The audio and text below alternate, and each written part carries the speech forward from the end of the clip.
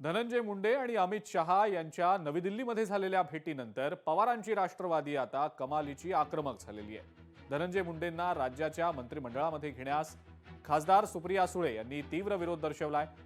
जर मुंडेंची ही भेट गृह खात्याशी संबंधित असेल तर ते आणखी चिंताजनक आहे असं सुद्धा सुप्रिया सुळे म्हणतात। केंद्रीय गृहमंत्र्यांकडे धनंजय मुंडेंचं नेमकं काय काम होतं असा सवाल सुद्धा सुप्रिया सुळेंनी उपस्थित केलाय।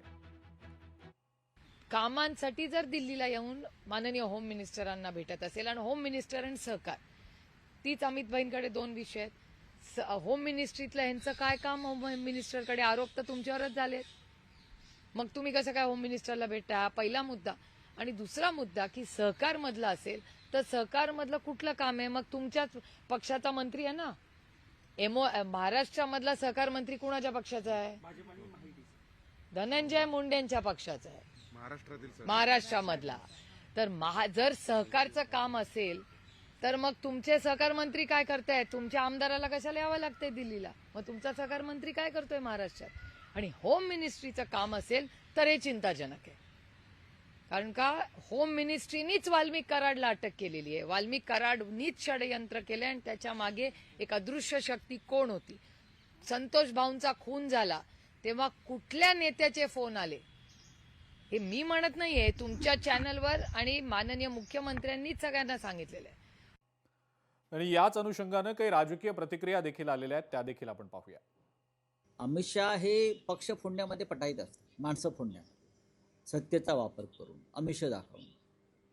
धनंजय मुंडे मंत्री होतील की नाही याच्याविषयी मी आता सांगू शकत नाही, पण मला असं वाटतं की त्यांना मंत्रिपदी परत स्थानापन्न करणं हे फडणवीसांना सोपं नाही। ज्यांच्यावरती गंभीर स्वरूपाचे आरोप आणि गुन्हे होते अशांना परत मंत्रिमंडळात घेण्याचं पाप फडणवीस करतील असं मला वाटत नाही। धनंजय मुंडेंचाच माणूस आहे 100%। आता नगरपालिकेच्या निवडणुकीत सुद्धा वाल्मिक कराडची फार आठवण धनंजय मुंडेंना झाली आणि यांना जामीन होणार म्हणून हत्तीहून साखर वाटायची सुद्धा तयारी वाल्मिक कराडांच्या बगलबच्च्यांनी केली होती, म्हणजे धनंजय मुंडेंच्या। आणि परंतु धनंजय मुंडे असो किंवा वाल्मिक कराड असो, वाल्मिक कराडचा तर प्रत्यक्ष सहभागच आहे या विषयामध्ये। ते कोर्टाने सरकारी वकिलांनी समोर आणलेलं आहे आणि त्याच्यामुळे वाल्मिक कराडचा जामीन न झालं हे चांगलंच झालं।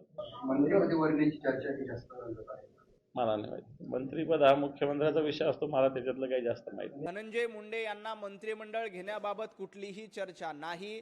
काल धनंजयजी मुंडे यांनी केंद्रीय गृहमंत्री अमित शहा यांची पूर्वनियोजित भेट घेतली होती। माणिकरावजी कोकाटे यांचा राजीनामा आणि त्या भेटीचा काहीही संबंध नव्हता।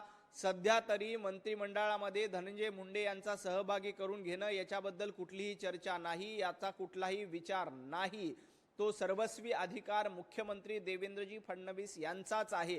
त्यामुळं अशा पद्धतीचे हवेत बाण मारणं हे संजय राऊत यांनी बंद केले पाहिजे।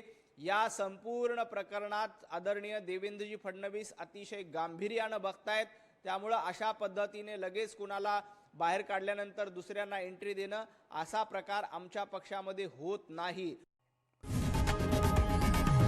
लोकशाही मराठी ऐका, पहा, जागरूक रहा।